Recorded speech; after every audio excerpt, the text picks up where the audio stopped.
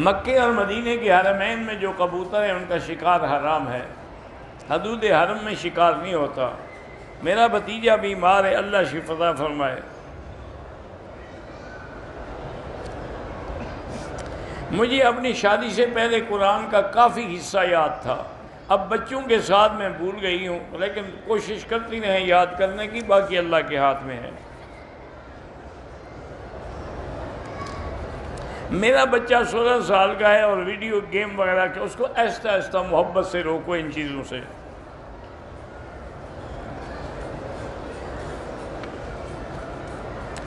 میں ورزش کرنے کے دوران میوزک سنتی ہوں، یہ کافروں کا یہی رواج ہے، وہ باقاعدہ ہیڈ فون لگا لیتے ہیں اور اس میں میوزک بھی چلتا رہتا ہے، اسی کی دھن میں وہ دوڑتے رہتے ہیں۔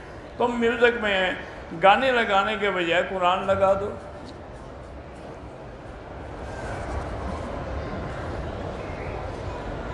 ایک عورت نے عمرے کے طواف کے بعد صفا نہیں کیا اور بال پہلے کٹوا دیے، دم پڑ گئی۔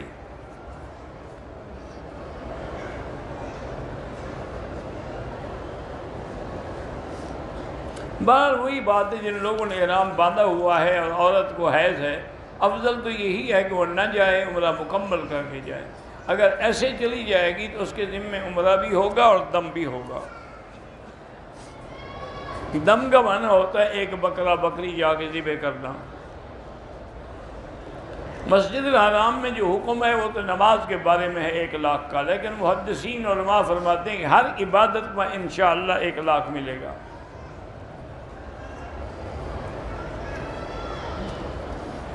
ہاں، روز عمرہ کرنے سے بہتر ہے کہ آپ طواف زیادہ کریں، 4-5 دن کے بعد عمرہ کر لیا تاکہ کچھ بال بھی نکل آئیں۔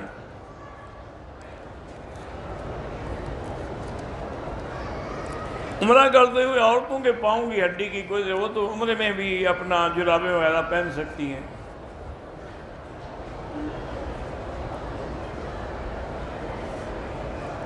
اگر میاں بیوی عمرے پہ آئی ہیں اور بیوی سخت بیمار ہے، ٹھیک ہے، خاوند اس کے ساتھ ہوٹل میں رہے، اس کی عیادت کرے، اس کا علاج کرے، اور نماز جب ہو تو قریب کی مسجد میں پڑھ کے آ جایا کرے۔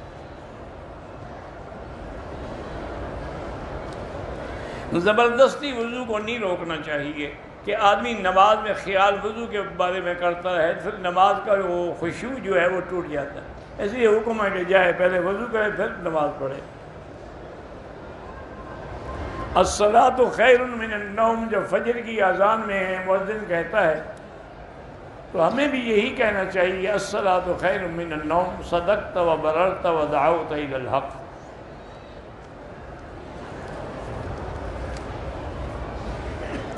پاکستان سے آنے ہوئے پہلے آدمی مدینے جا سکتا ہے، بالکل جا سکتا ہے، وہاں کوئی دن گزار کے وہیں سے احرام باندھ کے آ جائے۔ بالکل جب مسجد نبوی میں 40 نمازیں پڑھیں گے، ان کی کوئی جماعت قضا نہ ہو تو انشاءاللہ اللہ ان کو نفاق سے اور عذاب سے نجات دیں گے۔ مسجد نبوی میں جو ہم نماز پڑھتے ہیں اس کا ثواب 1000 ہے، 50,000 والی حدیث مبارک ضعیف ہے۔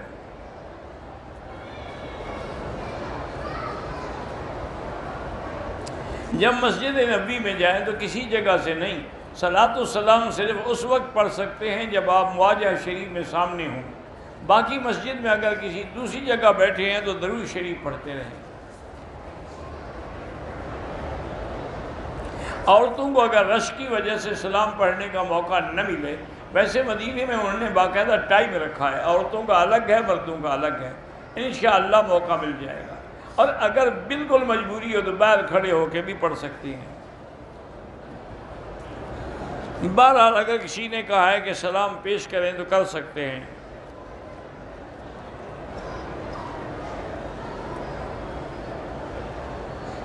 ہم نے حج کیا تھا، کچھ ساتھی عرفات سے دن کو ہی مزدلفہ کی طرف چلے تھے تو دم پڑ گئی، مغرب سے پہلے نہیں نکلنا چاہیے تھا، اور 10 ذی الحجہ کو جمرات پہ کنکریاں مارنے کے لیے 12 بجے سے پہلے وہ ٹھیک ہے، کیونکہ پہلے دن صبح سے لے کر سارا دن جائز ہیں۔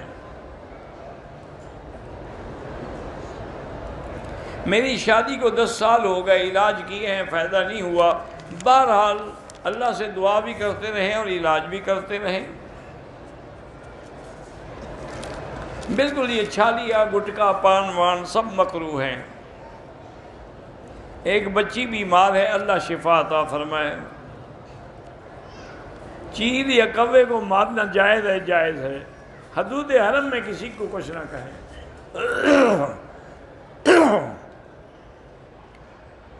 6 مہینے ہو گئے ہیں، میرے شوہر پر کسی نے جادو یا تعویذ کیا ہے، بات اچھی طرح نہیں کرتا،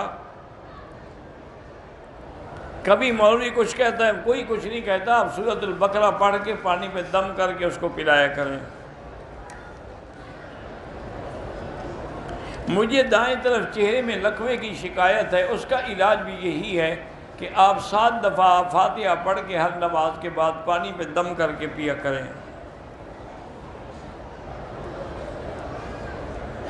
میرا بیٹا 21 سال کا ہے، اب اس کو پڑھائی میں دل نہیں لگتا، تو اس کے لیے بھی آپ 2 رکعت نماز پڑھ کے دعا کریں، کیونکہ اللہ کے نبی کو جب بھی کوئی مشکل آتی تھی تو نماز ہی پڑھتے تھے۔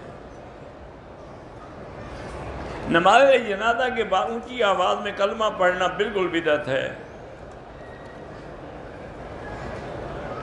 انڈیا کی تبلیغی جماعت کے حاجی الیاس صاحب ہیں، اللہ پاک ان کی بھی مشکلات دور فرمائیں۔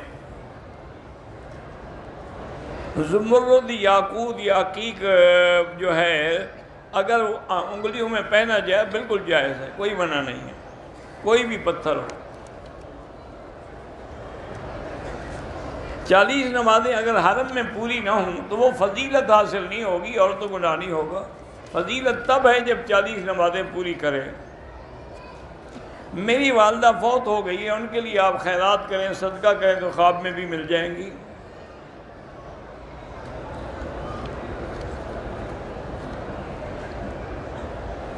کموڈ استعمال کیا جائے تو استنجے کا پانی نہیں جو پتہ ہے ٹچ ہو کر کپڑوں پر پڑے تو بالکل کپڑے ناپاک ہیں، دھونے پڑیں گے جی، اس میں پیشاب بھی تو ملا ہوا ہے۔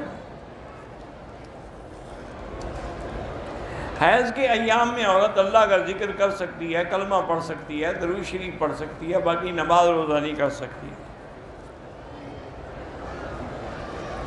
اونٹ کی ہڈی کی تسبیح نہ رکھے تو بہتر ہے۔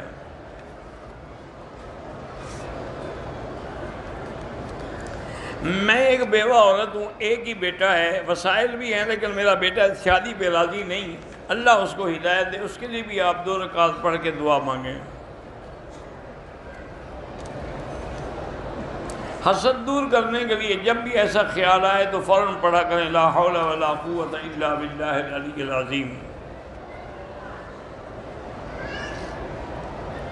میرا دل کرتا ہے کہ میں خشوع والی اور خضوع والی اور لمبی نماز پڑھوں، لیکن 2-3 دن پڑھتی ہوں پھر شوق ختم ہو جاتا ہے، نہیں تھوڑا پڑھیں لیکن ہمیشہ پڑھیں۔